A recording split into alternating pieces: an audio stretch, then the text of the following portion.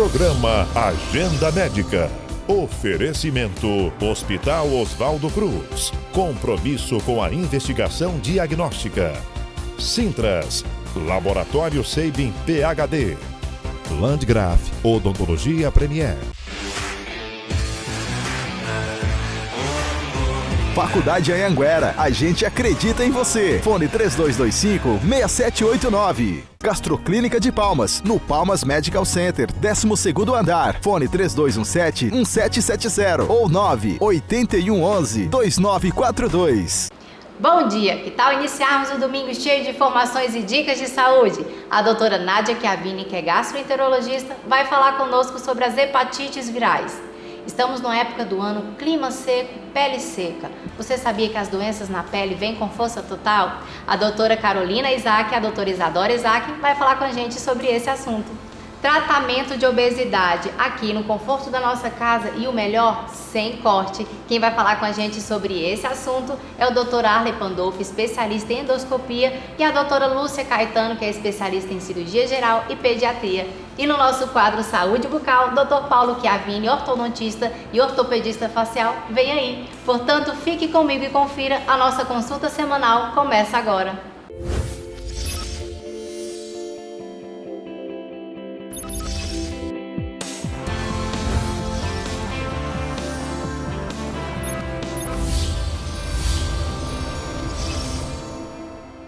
Recentemente, julho foi considerado mês amarelo, onde as hepatites virais entraram em foco. E quem vai falar com a gente sobre esse assunto é a doutora Nádia Chiavini, ela é gastroenterologista. Doutora Nádia, bom dia. Bom dia, Mayara, bom dia a todos.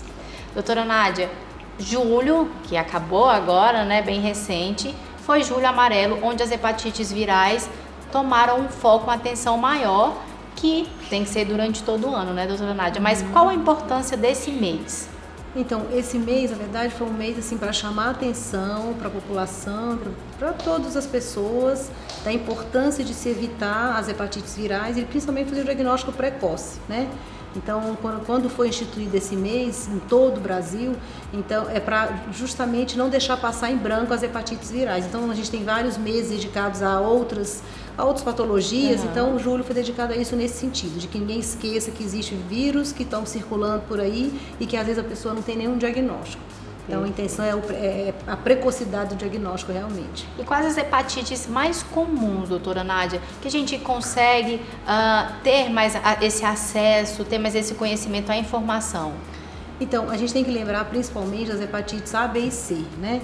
Lembrando que a hepatite A é uma doença mais tranquila, que não leva uma cronicidade, não leva à formação de câncer. Mas as hepatites B e C são hepatites que têm uma importância assim, muito maior por conta dessa característica de evoluir para uma doença crônica e também até uma cirrose ou até um câncer de fígado. Então, quando a gente fala em hepatite A, é uma hepatite que tem uma fase aguda e que o paciente se recupera logo, né? Grande maioria das vezes. Agora, hepatite B, hepatite C, não. Ela pode evoluir para uma doença grave e é isso que tem que ser lembrado. Homens e mulheres, tem algum deles que a incidência das hepatites virais é maior, doutora Nádia? Então, geralmente os homens têm uma incidência um pouquinho maior, mas isso acaba, a importância acaba geral, né? Então, homens geralmente é maior, mas isso não deixa da mulher também ter essa preocupação com a doença, né? Perfeito. Doutora Nádia, a hepatite A que você falou, quais os sintomas? A gente consegue perceber, algo está errado, pode ser hepatite ou somente com diagnóstico, somente fazendo os exames? Então, na verdade, as doenças do fígado elas são silenciosas em relação aos sintomas, mas por exemplo, na hepatite A, o paciente pode ter ou não um sintoma clássico, que seria dor abdominal, pode ter vômito, pode ter febre, pode ficar com os olhos amarelos. Então, quando o paciente fica com os olhos amarelos, chama a atenção para uma doença hepática. E aí vai se investigar e a hepatite A tem que ser lembrada, né? Que é uma doença que pode ser, a transmissão a gente chama de fecal oral. Então, depende de hábitos de higiene, de cuidado com a água, com o alimento, para evitar. E a B e a C, né? A hepatite B e C, que você falou, doutora Nádia, que é mais comum. Quais os sintomas? Então, a B e a C, na verdade, não é que sejam mais comuns, mas são mais graves, né? Sim. Então, o que acontece? A hepatite B e a C, a forma de transmissão, ela é sexual, é o compartilhamento de materiais pérfuro-cortantes, transfusão de sangue. Então, é mais comum no adulto por conta dos hábitos do adulto, que é muito mais, como é que eu diria? São muito mais exposição. Então, a forma de contaminação é essa. A gente tem que ter consciência desses cuidados para não compartilhar, para ter cuidado com transfusão e para fazer todo um rastreamento, relação sexual desprotegida. Então, quem se expor a esse tipo de comportamento tem que fazer os testes rápidos para fazer um diagnóstico precoce. Doutora Nádia, você falou na sua resposta dos objetos pérfuro-cortantes. Então, alicates de unha, aquelas espátulas, isso pode ser um meio de transmissão da hepatite B e C? Pode ser. Então, a gente orienta que cada um tenha o seu material de manicure. Vai para o salão, então leva seu material. Cada um use o seu, porque isso é sim uma forma de contaminação. As crianças estão livres da hepatite A, B e C, doutora Nádia, ou não? Não. As crianças, assim, antigamente, quando a gente tinha um saneamento básico mais deficiente, o saneamento, cuidado com a higiene era deficiente, as crianças tinham o seu primeiro contato já na infância. Então, literalmente, era uma doença mais comum na infância, com um quadro clínico mais característico na infância. Mas com os cuidados que a gente tem agora atualmente de saneamento básico, melhorou muito no nosso país, principalmente, as crianças hoje em dia, o contato na infância já não é tão comum. Então elas são vacinadas, o Ministério da Saúde já está preconizado no calendário das crianças a vacinação da hepatite para a hepatite A. E aí as crianças acabam ficando realmente imunizadas, né? Então faz parte do calendário, as crianças são imunizadas. No caso de hepatite B e C, o contato na infância é muito menor, então depende muito da mãe, se for contaminada, para transmitir para o filho, ou para a criança, se ela recebeu transfusão de sangue ao nascer, ou se ela teve o contato com algum objeto pérfuro-cortante, que é menos comum para uma criança, mas que também pode haver a contaminação. Mas é muito mais comum B e C no adulto. Perfeito. Doutora Nádia, as hepatites virais, tem tratamento? Tem cura? Como que funciona? Então, a B, quando a gente entra em contato, a hepatite A, quando a gente entra em contato com o vírus, a gente tem um quadro clínico que às vezes é muito característico, outras vezes não tem uma virose, um mal-estar, ok, talvez ali tenha sido já um contato com a hepatite A. E a imunidade, ela é natural, né? Já na hepatite B e C, a gente tem um tratamento específico. Então, se o paciente é portador crônico da hepatite B ou C, a gente tem um tratamento oferecido pelo Ministério da Saúde que é eficaz, que controla o vírus e o paciente muda a história natural da doença para ausência de cirrose, ausência de câncer de fígado. Então, tem que fazer o diagnóstico precoce porque o tratamento ele é oferecido e é eficaz. Doutora Nádia, fez o tratamento uma vez, tá tudo ok? Pode voltar ou não? Fica curado, fica livre? Então, na hepatite B e C, hepatite A, então, se teve contato, você já ficou imunizado, não tem problema. Mas a hepatite B e C, a gente faz o tratamento contínuo, principalmente da B. Existe um determinado momento durante o tratamento, conforme o resultado de alguns exames, que a gente pode suspender o tratamento. Mas aí são pacientes muito assim, mais raros, mas pode acontecer. Na hepatite C, a gente faz o tratamento, o paciente elimina o vírus e a gente faz um acompanhamento de rotina, mas normalmente não há esse retorno do vírus, né? Lembrando que a hepatite C, atualmente existe uma meta do Ministério da Saúde de até 2030 eliminar o vírus, oferecer o tratamento para todos os pacientes portadores, para eles eliminarem o vírus e também não transmitir. Então, tem que buscar o diagnóstico. Eu fico insistindo porque realmente é importante essa busca pelo diagnóstico. Incentivar, alertar a população. Sim, nunca é demais, né, doutora Nádia? Não, com certeza, nunca é demais. Quais os sintomas, então, doutora Nádia, que quem está nos acompanhando precisa ficar em alerta, precisa abrir ali um cliquezinho e falar, opa, vou procurar um médico, preciso me cuidar, que pode ser sinal de alguma hepatite viral? Então, os mesmos sintomas que eu citei para a hepatite A também podem ser encontrados na B e na C. Mas a B e a C, geralmente o quadro clínico agudo é muito raro. Então, se as pessoas se enquadraram, alguém se enquadrou nesse quadro, nessa epidemiologia, né, nessa exposição que eu comentei para B e para C, tem que procurar um posto de saúde, fazer o teste rápido, porque se a gente aguardar os sintomas da doença, da hepatite, a gente pode perder o tempo ideal de tratamento. Então é importante. Pode ser tarde demais, né? Pode ser tarde demais, justamente. Então, assim, os sintomas, às vezes, eles não são muito característicos. Então, fazer uma triagem nos exames de rotina, se tiver alguma alteração no hemograma, com algumas alterações características, queda de plaqueta, que a gente chama, ou de leucócitos, pode ser alguma alteração já da doença hepática. Se tiver uma ultrassonografia para um exame de rotina e a gente encontrar um fígado um pouquinho alterado, com algum aspecto diferente, procurar saber o que está acontecendo. E nos exames de rotina, que tem algumas enzimas específicas do fígado, que se for feito na rotina, pode já iniciar a atenção para as doenças do fígado, em geral. E aí entra hepatite B, hepatite C e outras mais que a gente tem pela frente. Mas o melhor de tudo é que tem tratamento, né, doutora Nádia? Essa parte é importante. Isso. Minha querida, muito obrigada por estar conosco. É um prazer. Espero que aqui na TV seja a primeira de muitas. Doutora Nádia já é nossa parceira, já está com a gente no programa da rádio. E recebê-la aqui na TV é um enorme prazer. Muito obrigada. Muito obrigada. Agradeço muito a oportunidade. E agora vamos para as nossas dicas de saúde. Não sai daí não, que eu volto já já. Uma dica importante de saúde que eu gostaria de dizer nesse momento é sobre a vacina do HPV.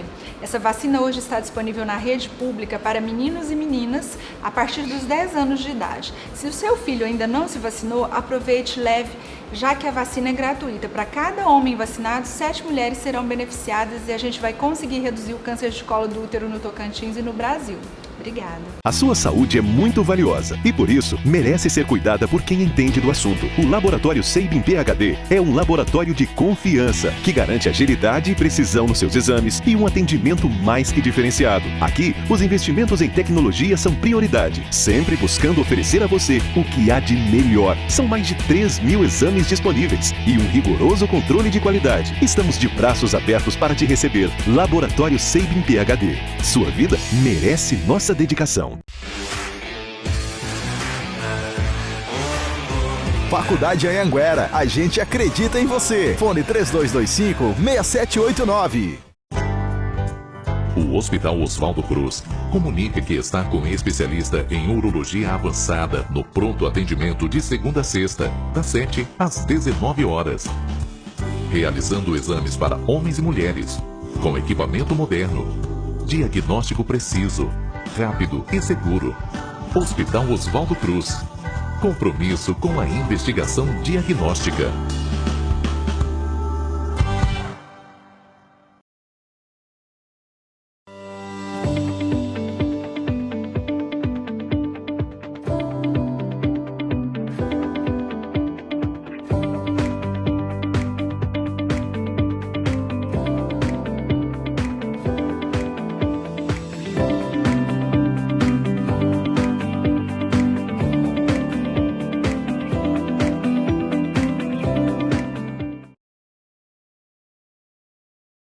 Landgraf Odontologia Premier.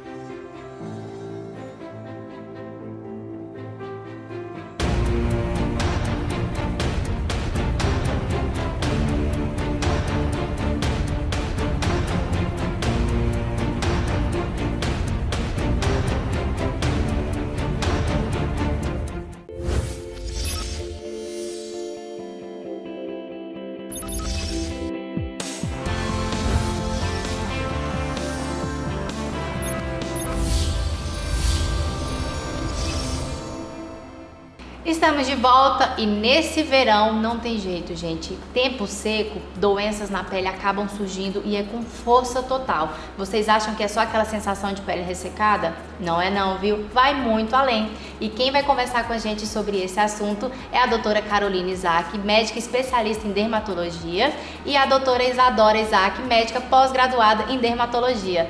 Meninas, bom dia. Bom dia. Não tem jeito, né, doutora Isadora e doutora Carolina? Esse clima, infelizmente, aquela sensação de pele seca é só um pouquinho do que surge, né? Porque as doenças acabam vindo aí junto, né? É verdade, Mayara. A gente pega muito no consultório, não só os pacientes queixando da pele ressecada, mas vem junto o prurido, que é aquela sensação de coceira, as dermatites, que são as irritações mesmo na pele, a descamação, entre outras coisas, né? E cada paciente tem o seu perfil de piora. Então, por exemplo, as crianças sofrem mais com a dermatite atópica, que atacam mais nesse período do ano. Os pacientes idosos apresentam aquele que a gente chama de prurido osteatóxico, que é uma coceira que vem consequente ao ressecamento muito intenso da pele. As mulheres menopausadas já têm a tendência ao ressecamento, nesse período sofre mais ainda. E tem a pele masculina, que sofre também. Então, todo mundo precisa caprichar mais nesse período do ano com a hidratação, sem dúvida. E o cabelo?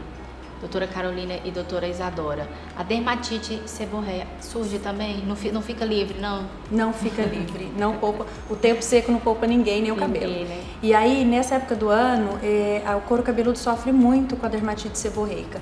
Do mesmo jeito que a nossa pele sofre, o couro cabeludo também sofre. E aí a consequência é justamente a dermatite, que gera um processo inflamatório. Consequente a esse processo inflamatório, o paciente começa a ter queda de cabelo. E o paciente muitas vezes nem imagina que aquela queda de cabelo está sendo causada pelo tempo seco. Olha no aí. final das contas, é a falta de hidratação também. E o que fazer nessa situação? Por quê? A gente mora num lugar que é muito quente e às vezes não querem, né? Principalmente os homens, não querem estar passando nenhum hidratante, nada para ajudar, para diminuir esse ressecamento. Existe alguma outra solução? Ou nessa situação somente os hidratantes mesmo são eficazes? A gente usa muito para homem, principalmente áreas pilosas, a gente abre mão de alguns hidratantes ou em loção ou em emulsão, que são bases mais líquidas, que eles têm maior facilidade para penetrar na pele sem ficar aquela sensação de pegajosa que os homens não gostam. E também alguns medicamentos orais que podem ser utilizados para esse fim de hidratar a pele. E os homens têm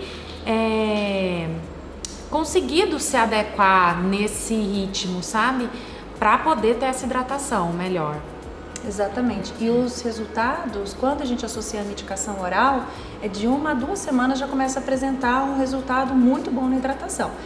Assim, associado, né? Não é que toma o comprimido e não precisa de passar o hidratante, é sempre a associação das duas coisas.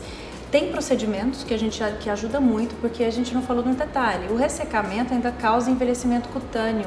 É um dos maiores causadores de envelhecimento cutâneo, é a falta de hidratação.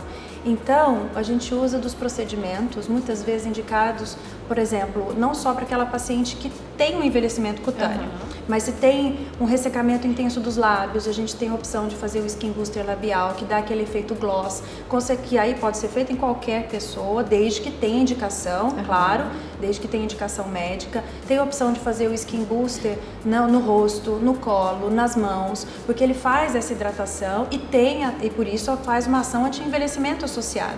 Então, cada paciente tem o perfil e cada paciente tem a indicação do tratamento específico, seja com hidratante, seja com restauradores de barreira cutânea, seja com a medicação oral, seja até com o procedimento, que é, nesse caso da hidratação, a indicação do Skin Booster. Vale lembrar assim, né? Não é porque você não gosta da sensação do cremezinho pegando na pele, que não tem o hábito de passar o cremezinho na pele, que você não vai usar o hidratante. A gente sempre tem outros artifícios ali, outras coisas para poder estar ajudando você a controlar essa hidratação.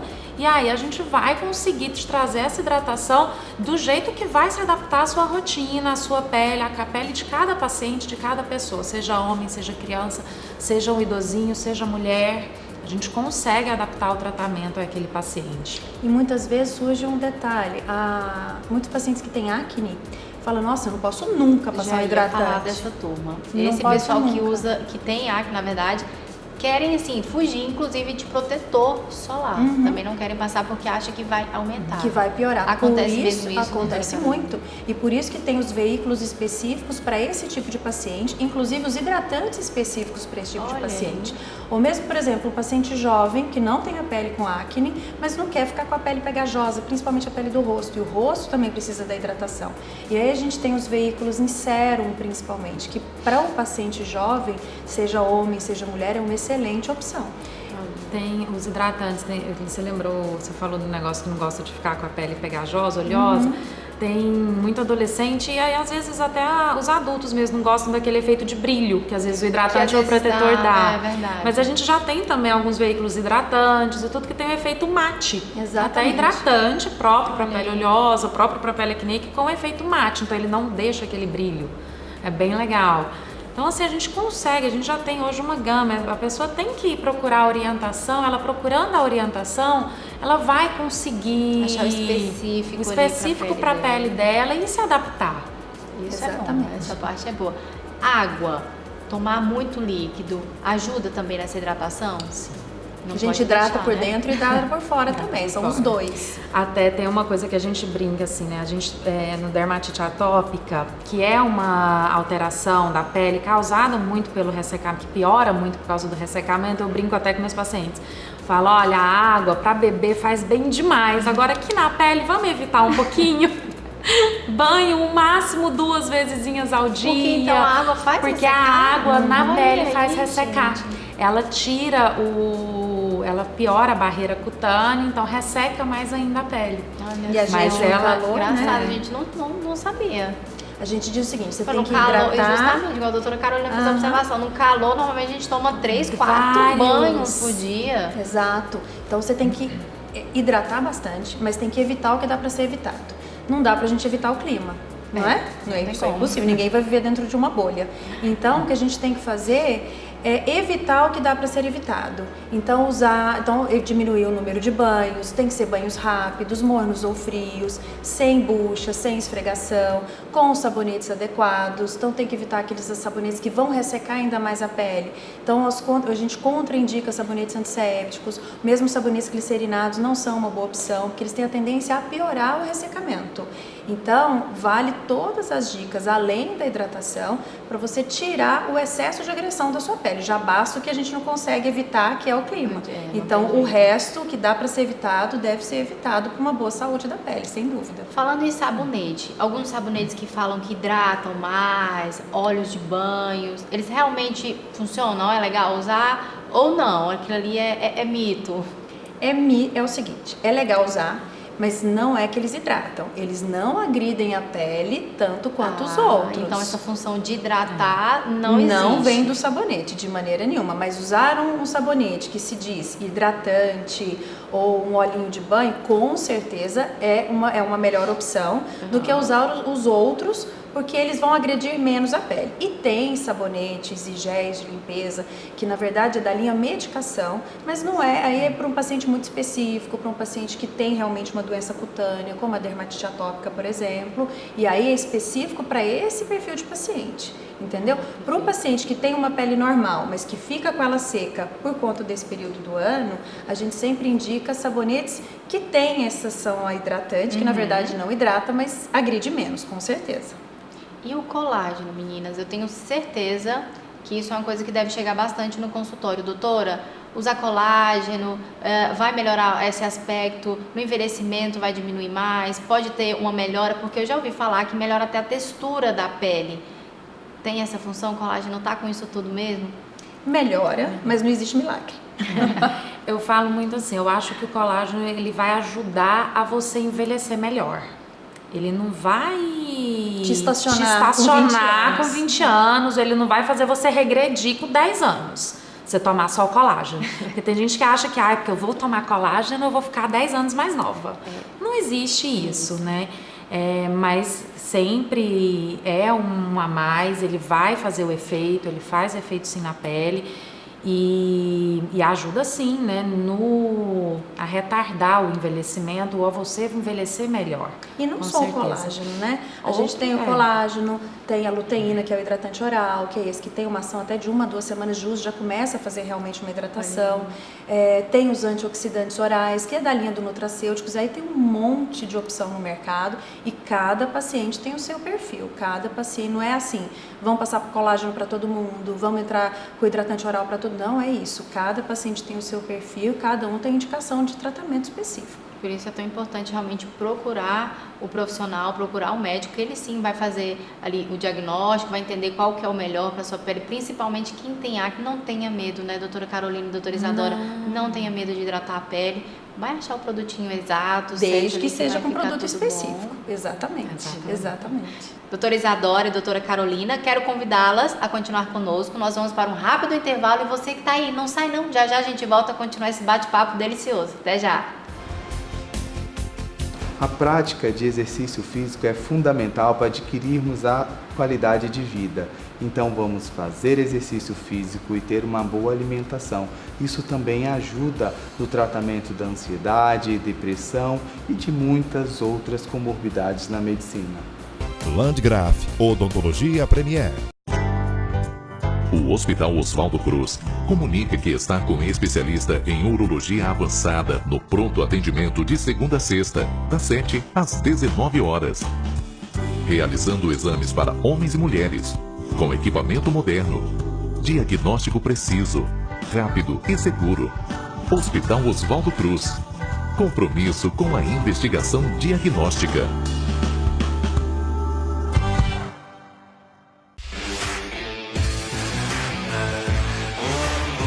Faculdade Anhanguera, a gente acredita em você. Fone 3225-6789.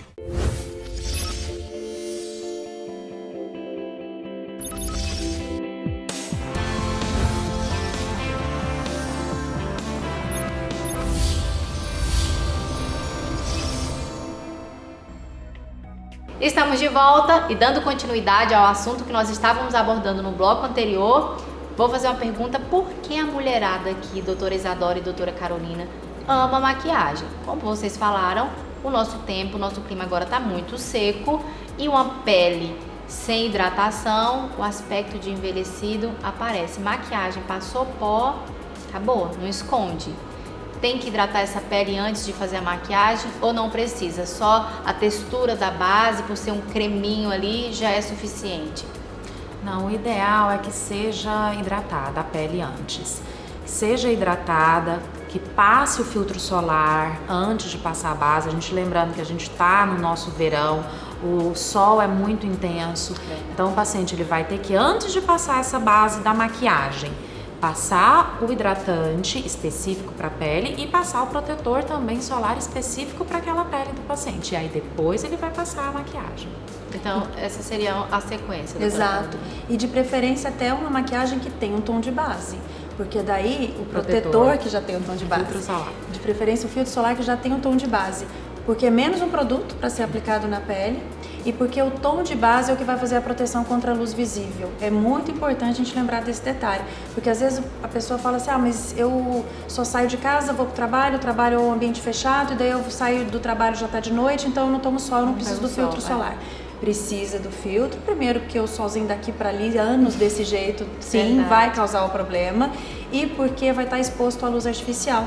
Não libera raio ultravioleta, mas ela emite infravermelho, e o infravermelho causa oxidação cutânea, causa então, envelhecimento ali cutâneo. Da sala, em casa. Exatamente. Tá te envelhecendo também. Poxa, menos luz do do que celular elas, também, que menos. Eu ia dizer justamente isso. É luz de celular, luz de computador, televisão. é um pouco menos do que as luzes artificiais. Mas também emitem, e daí por isso que tem que usar. E os filtros que fazem a proteção contra o infravermelho são justamente os que têm o tom de base. Olha. Os que não têm cor, eles não têm essa capacidade. Por isso que é muito importante, então, usar o protetor que tenha a maquiagem, para diminuir, é menos um produto, porque que mulher que não gosta de maquiagem, né? Todo mundo, todas nós. E usar o filtro que tem já essa cobertura, que já faz essa duplação também. E tem excelentes filtros solares com base que tem a cobertura maravilhosa, né? Maravilhosa. Toque seco, não fica com a pele melecada, não fica com a pele brilhosa e que é possível usar no dia a dia, assim, qualquer um se adapta muito bem.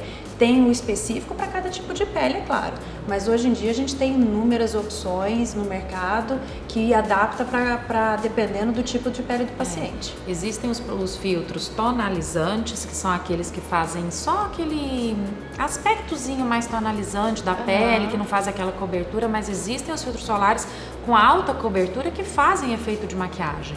Então eles tampam mesmo como se fosse uma base e com alto fator de proteção solar. Então protege bastante mesmo. Ajuda também essa questão de usar o protetor solar com a cor, aquele paciente que está fazendo uso da maquiagem. Imagina ter que passar protetor, aí passa a maquiagem e depois na hora de reaplicar vai passar tudo de novo. Verdade. Tem que tirar tudo e passar tudo de novo. Não, você passando só com o protetor, você vai passar o protetor Só por cima do reaplica. protetor. Só reaplica. Muito mais Até cômodo, facilita. muito mais fácil, verdade. Nós estamos falando que o calor, né, esse tempo seco, a pele fica muito ressecada. Mas porque no frio a pele também resseca? Porque é uma questão de, na verdade, umidade. Independe, não é o fator calor ou o fator frio que resseca a pele, é a umidade. Então a umidade do ar, se ela tá baixa, pode estar calor ou frio. A umidade baixa é que causa o ressecamento. E aí é claro, se você está num ambiente, por exemplo, tudo tem seu lado bom e seu lado ruim. Se é no frio, geralmente o paciente sofre por conta da baixa umidade do ar, o clima seco, mas ele vai tomar mais banho quente. E o banho quente vai ressecar ainda mais a pele. Se é no calor, ele provavelmente não vai sentir tanta falta do banho quente, mas ele vai ter uma exposição ao sol e o sol vai piorar ainda mais o dano cutâneo. Então, tem que hidratar, tem que se proteger, independente se tiver calor ou frio, porque é uma questão de umidade. Quando a umidade do ar está baixa, aí a temperatura já não interfere mais. E a região do pescoço e do colo? A gente está falando, né, do corpo inteiro, do rosto, mas é algo que eu percebo que as pessoas não cuidam tanto. Existe tratamento? Tem como melhorar depois que já está com aquele aspecto mais envelhecido, mais ressecado nessa região do colo e do pescoço? Existe, realmente, é uma localização que é esquecida. A gente fala, né, que a gente reconhece a idade da pessoa pelo pescoço, colo e pelas mãos, que são os locais que são sempre esquecidos. A gente lembra do rosto e vai esquecendo dessas outras regiões. Tem sim, a gente usa, para prevenção, a gente já tem alguns protetores solares, que eles já são hidratantes e tem efeito antioxidante, então ele já vem com o efeito anti-envelhecimento. A pessoa não precisa ficar passando 10 milhões de coisas nessas regiões. Um produto só já vai abranger tudo isso. Além disso, já chegou no aspecto de envelhecido, a gente vai fazer alguns tratamentos para ajudar. Seja com o uso de máquinas como laser, radiofrequência, ultrassom microfocado, algumas máquinas que podem fazer isso, quanto com o uso de alguns produtos injetáveis. Como os bioestimuladores, o próprio Skin Booster, que faria muito mais uma ação hidratante e de prevenção de envelhecimento cutâneo, mas também indicado para aquela paciente que já tem um envelhecimento importante. Então, a gente consegue fazer um bom tratamento, sem dúvida, sem dúvida. Coisa boa, então a notícia é boa, né? Pode cuidar então, depois que apareceu ali aquelas... Tem as manchinhas também, né? Às vezes aquelas manchinhas, as pitinhas brancas, às vezes umas mais escuras, aparece. É por causa do ressecamento isso ou não? Por causa do sol. Por causa do sol, Por causa do sol.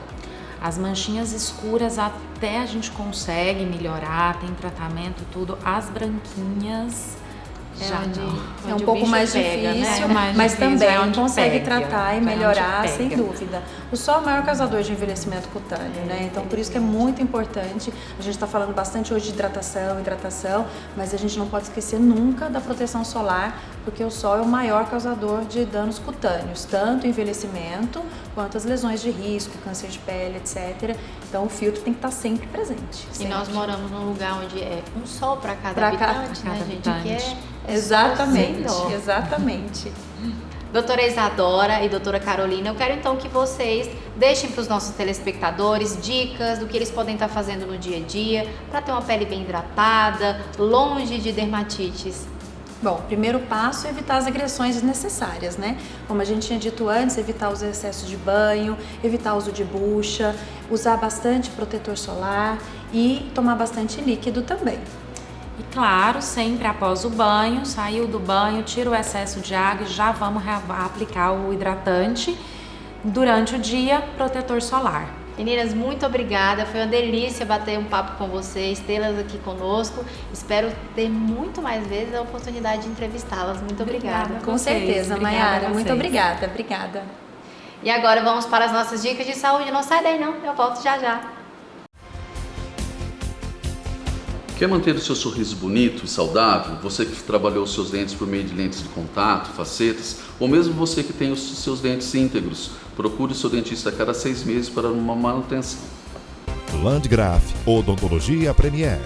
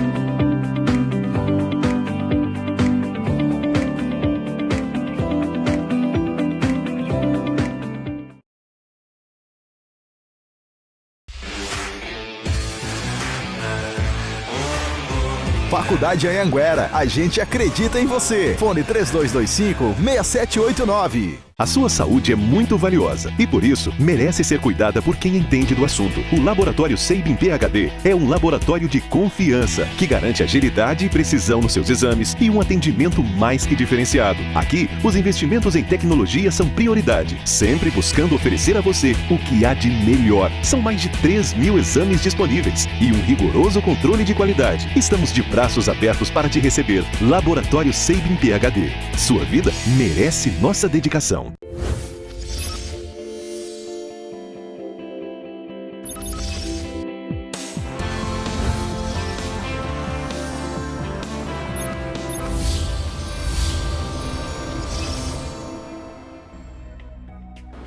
Estamos de volta com o nosso programa Agenda Médica e falar de obesidade, mas ir muito além, falar dos tratamentos que a gente tem aqui na nossa cidade, traz muito mais conforto e qualidade de vida, não é verdade? E quem está com a gente vai falar sobre esses assuntos conosco nessa manhã de domingo é o Dr. Arlen Pandolfi, especialista em endoscopia, e a doutora Lúcia Caetano, especialista em cirurgia geral e cirurgia pediátrica.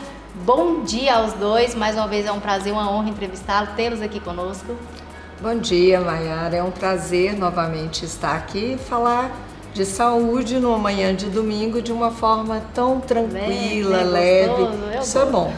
Bom dia, Maiara. Bom dia a todos os ouvintes do programa Agenda Médica. Olha, eu vou começar para a gente falar em tecnologia, porque os dois estão sempre em São Paulo. Então fica Palmas, São Paulo, Palmas, São Paulo. Graças a Deus a gente não precisa mais sair da nossa cidade para procurar tratamentos eficazes, porque a Gastroclínica de Palmas tem muita tecnologia aqui para nos abraçar, né? Para nos dar esse suporte. Conta um pouquinho para a gente o que a Gastroclínica de Palmas tem e trouxe, né? E vem trazendo cada vez mais para a nossa cidade. Exatamente, Maiara. Então, a gente tem procedimentos endoscópicos avançados, né? Muitas pessoas acham que endoscopia e colonoscopia é só para fazer o diagnóstico, mas o especialista realmente em endoscopia, com título de especialista, consegue fazer o diagnóstico e os tratamentos endoscópicos também, né? A gente consegue fazer o diagnóstico, por exemplo, de um câncer precoce de esôfago, de estômago, que é aquele câncer na fase inicial, com equipamentos de alta resolução, e conseguimos tratar pela própria endoscopia também. Então a gente faz o diagnóstico e o tratamento. E o câncer precoce de intestino nós conseguimos fazer o diagnóstico na fase inicial, com um aparelho de colonoscopia de alta resolução, e conseguimos fazer o tratamento também pela própria colonoscopia, a retirada desse câncer que está na fase inicial endoscopicamente, minimamente invasivo. Lógico, não é só o aparelho de endoscopia e de colonoscopia, são acessórios acoplados a esses equipamentos que a gente consegue fazer verdadeiras cirurgias pelos aparelhos de endoscopia, tratando então o câncer na fase inicial, não deixar o câncer chegar naquela fase avançada, que vai ter que fazer cirurgias grandes, deletérias para o paciente, com alto risco para o paciente, tudo na fase inicial minimamente invasivo. Isso é muito interessante. Muito bom. E doutora Lúcia, quais as outras doenças, né, que conseguem fazer o tratamento sem corte, sem aquela cirurgia intensa, que a endoscopia faz perfeitamente? Hoje em dia, Maiara, se falarmos de endoscopia, nós podemos falar que talvez seja a área onde mais avanços tecnológicos minimamente invasivos têm sido realizados. E dentro desse aspecto, uma doença muito comum que a gente sabe que é a doença do refluxo gastroesofágico, hoje em dia existe um tratamento que é o Stretta, próprio para o tratamento da doença do refluxo por endoscopia. Vamos colocar de uma forma menos científica, como o Dr. Arley falou, vamos falar um pouquinho mais para o nosso público.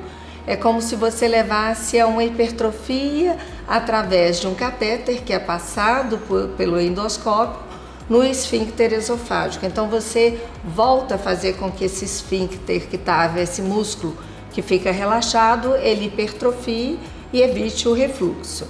Além da doença do refluxo tratada por endoscopia, nós podemos tratar o esôfago de Barrett também, que é uma doença do trato gastrointestinal secundária ao refluxo gastroesofágico crônico. De uma forma também mais simples, é uma feridinha que aparece no esôfago, na região desse esfíncter, onde ele não está, nessa região do esôfago, onde ela não está fechando, não está patente, vamos colocar assim, e que você pode, através da endoscopia e de um catéter, fazer a ablação por radiofrequência. O nome é muito longo, complicado, mas o procedimento, como havíamos dito, é minimamente invasivo. É mais tranquilo, não demanda cirurgia, é um procedimento rápido que é feito em torno de 1 hora no centro cirúrgico, deve ser realizado pelo endoscopista com título de especialista e experiência no procedimento. Então é como se o músculo, me corrija se eu estiver errada, está ali mais folgadinho, mais relaxado e aí ele volta ao normal. Então evita essa passagem, então evita o refluxo. É mais ou menos assim? Perfeito.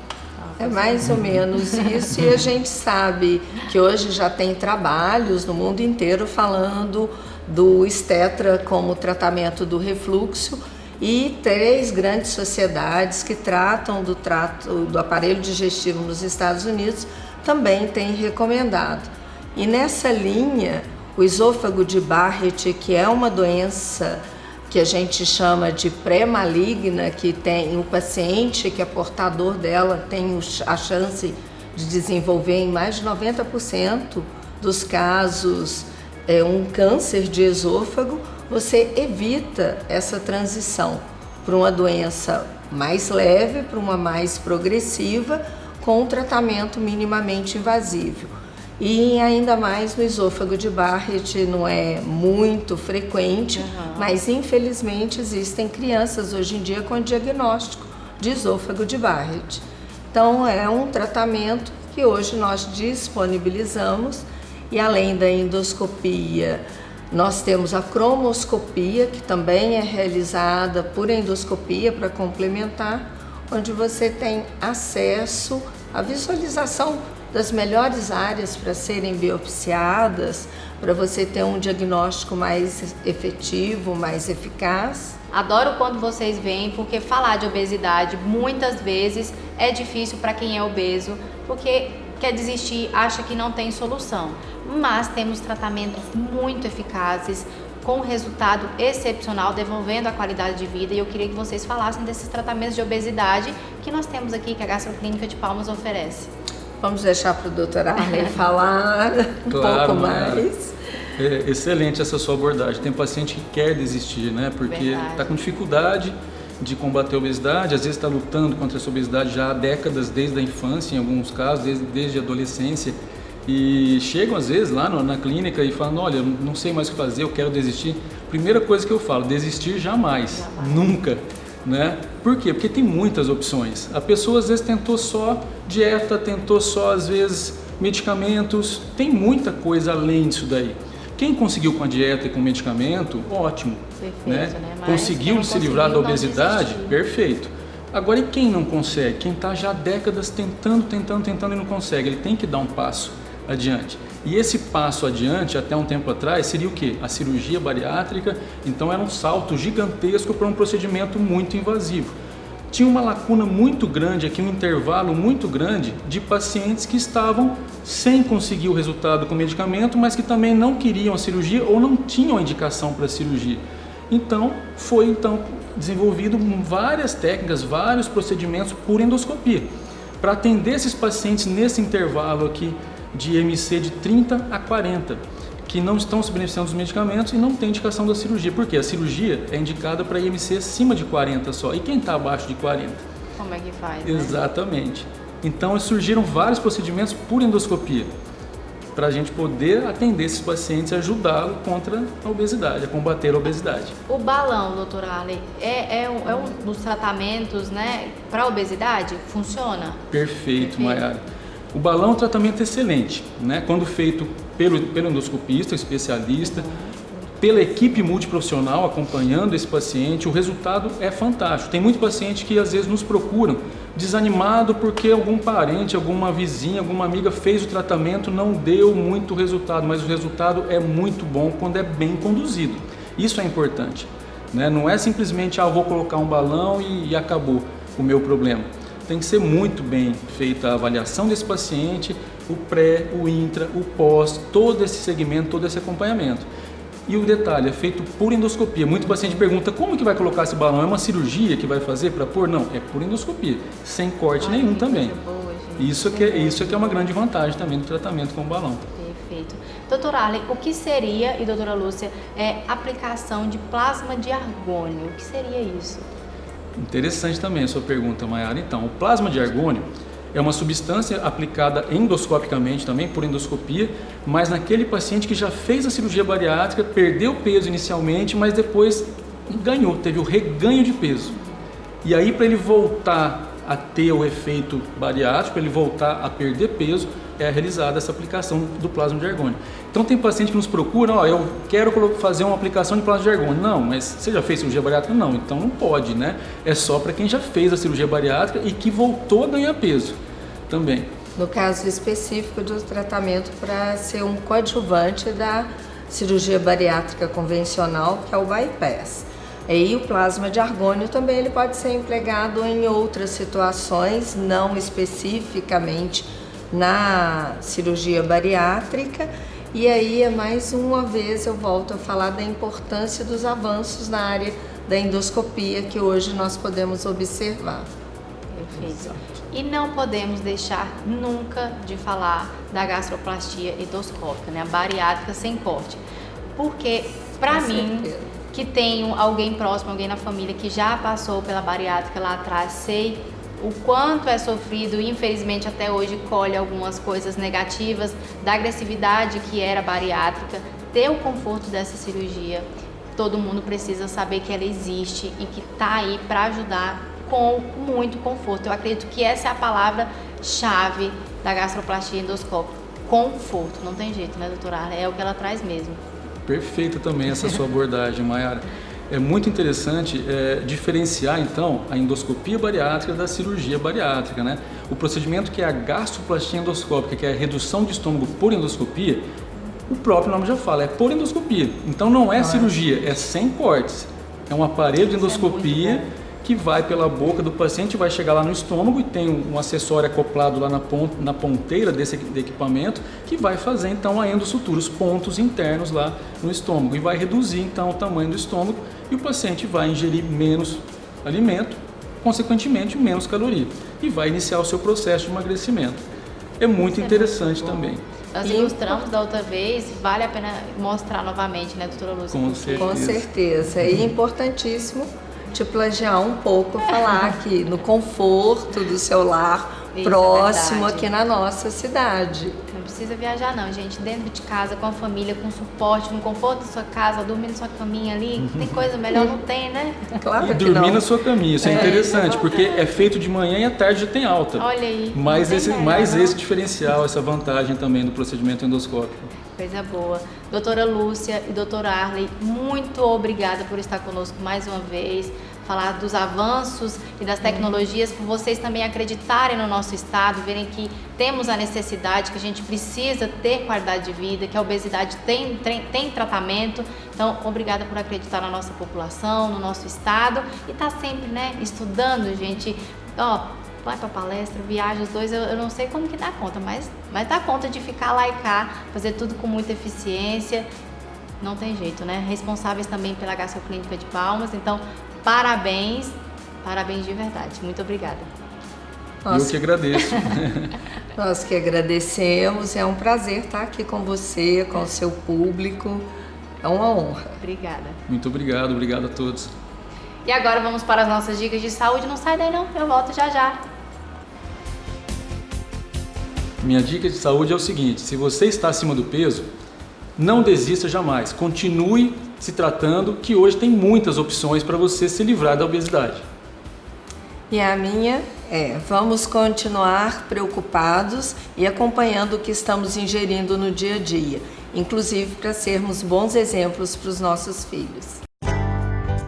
O Hospital Oswaldo Cruz comunica que está com especialista em urologia avançada no pronto atendimento de segunda a sexta, das 7 às 19 horas. Realizando exames para homens e mulheres, com equipamento moderno, diagnóstico preciso, rápido e seguro. Hospital Oswaldo Cruz. Compromisso com a investigação diagnóstica.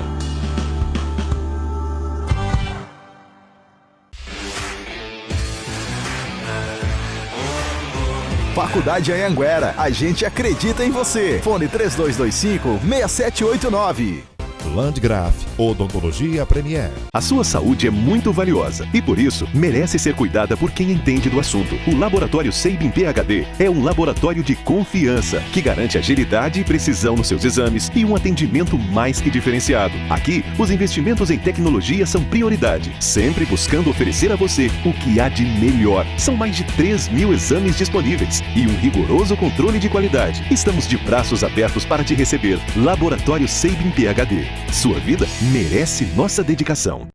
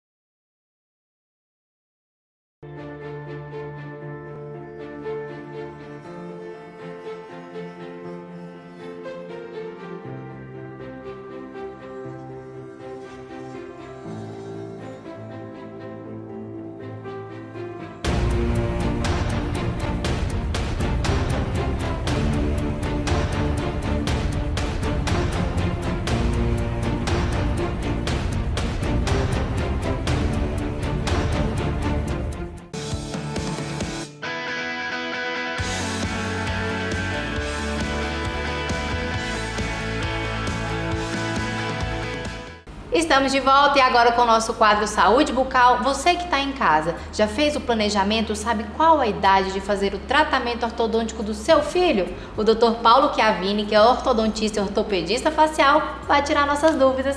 Dr. Paulo, bom dia. Bom dia, Mayara. Dr. Paulo, tenho certeza que muita gente ainda não pensou nisso. Tá vendo a criançada linda pequenininha, acha que aqueles dentinhos tortos ou algo que está ali de errado é normal porque é criança. Tem isso, doutor Paulo, ou não? Tem que fazer esse planejamento, a criançada também já pode aí pensar em cuidar dos dentes. Não, então, Mayara, as crianças desde os 4, 5 anos já podem ser avaliadas pelo ortodontista. Então, uma criança que apresenta uma maloclusão, se ela for dentária nessa idade e só for tratada lá por volta de 12 anos, 13 anos, a maloclusão que era dentária, ela pode se transformar em esquelética. Portanto, essa mudança do desenvolvimento de dentário para esquelético, ela vai se desenvolvendo com a idade e a maloclusão vai se transformando mais complexa e o tratamento ortodôntico vai sendo mais dificultoso. Então quer dizer o quê? Se você poderia abordar numa infância mais novo com certeza essa criança iria ter menos tempo de tratamento, iria sofrer menos, porque os aparelhos que fossem utilizados seriam menos agressivos. Então, quanto mais cedo a criança for avaliada, a partir de 4, 5 anos, melhor para o desenvolvimento do sistema estomatognático da criança.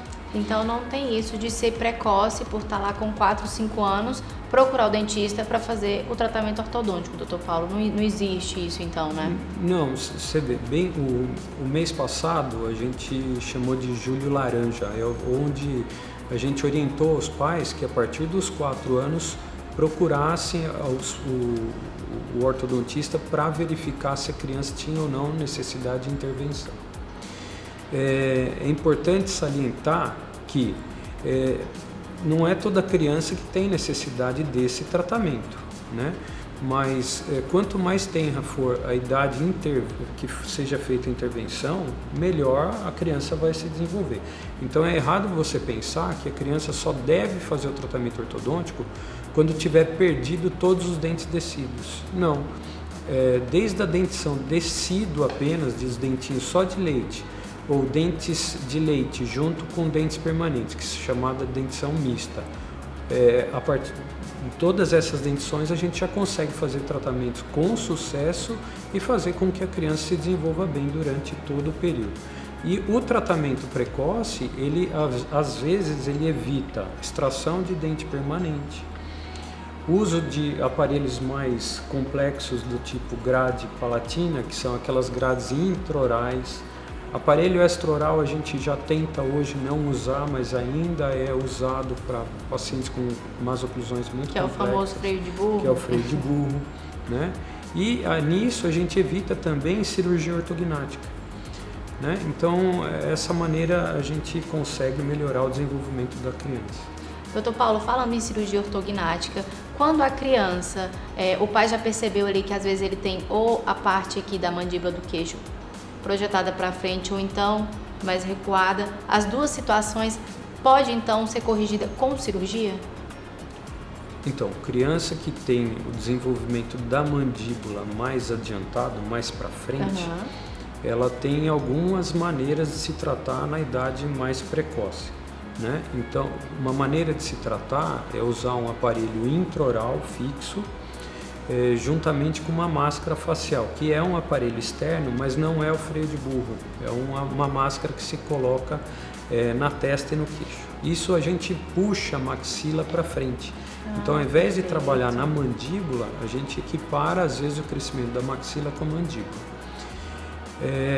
Outra maneira de se tratar, que é muito menos invasivo do que uma cirurgia ortognática, a ortognática, muitas vezes as pessoas não sabem, é aquela cirurgia onde você secciona a mandíbula e secciona a maxila, faz um corte intraoral, nada externo. E aí essa secção você joga a maxila para frente ou para trás, mandíbula para frente ou para trás. E uma maneira de você evitar isso em pessoas que estão em crescimento é usar algumas placas que são colocadas no zigomático, que é o malar, que seria essa região do rosto, e nessa região da mandíbula.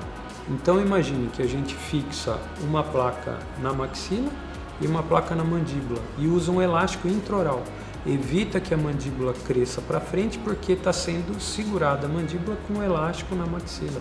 Então tem algumas maneiras que você consegue fugir de tratamento com cirurgia ortognática muito bem. Muito bem, coisa boa. E doutor Paulo, as crianças que chupam o dedo ou chupeta, elas fazem com que exista uma má formação e, consequentemente, então, possa até adiantar o uso de tratamento ortodôntico, o uso de aparelhos? Então, Mayara, nesse slide que eu estou mostrando aqui, vai mostrar para vocês 3 crianças chupando dedo polegar, chupando dedo médio indicador e chupando, e isso oscilando a mão. E vocês observam que aqui a gente apresenta uma mordida aberta dentária, porque a criança ainda é nova. Se a gente deixa essa criança fazer essa sucção de dedo durante todo o período de desenvolvimento de dentição mista até a permanente, que seria por volta dos 12 anos, a mordida que era chamada mordida aberta dentária se transforma em esquelética. E aí fica mais difícil o tratamento. Portanto, a conclusão é assim, chupou o dedo, o quanto antes você remover esse hábito, o hábito é melhor. E se uma criança chupa dedo, é melhor que você troque por uma chupeta, que é mais fácil você tirar a chupeta do que tirar o dedo. O dedo você não consegue cortar, a chupeta às vezes você consegue tirar. Então a chupeta faz menos efeito nocivo do que o dedo. E acho que as pessoas, e eu também, né, achava que a chupeta era pior que o dedo, então o dedo é pior, né, doutor Paulo? Além de levar bactéria, né, pra boca. Também. Doutor Paulo, quero muito agradecê-lo por estar conosco, é um prazer. Você que faz parte da história do nosso programa Agenda Médica, muito obrigada por me dar a honra de entrevistá-lo. Obrigado você, Mayara, é sempre um prazer estar aqui com vocês, viu? Obrigada. E o nosso programa Agenda Médica vai ficando por aqui e eu quero agradecer a você, telespectador, que está sempre conosco, fazendo com que a nossa consulta semanal aconteça. E se você perdeu algum dos nossos programas, é só entrar no nosso canal no YouTube que você encontra tudo. E a gente se vê também no próximo sábado, a partir de meio-dia, na Rádio Jovem FM 104,7 e, é claro, todas as manhãs de domingo aqui no SBT. Eu te espero. Até lá!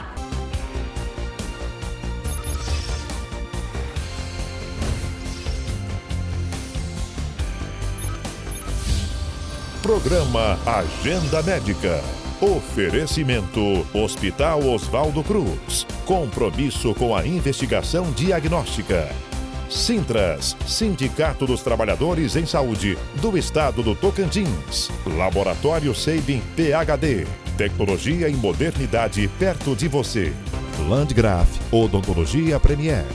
Faculdade Anhanguera, a gente acredita em você. Fone 3225-6789. Gastroclínica de Palmas, no Palmas Medical Center, 12º andar. Fone 3217-1770 ou 98111-2942.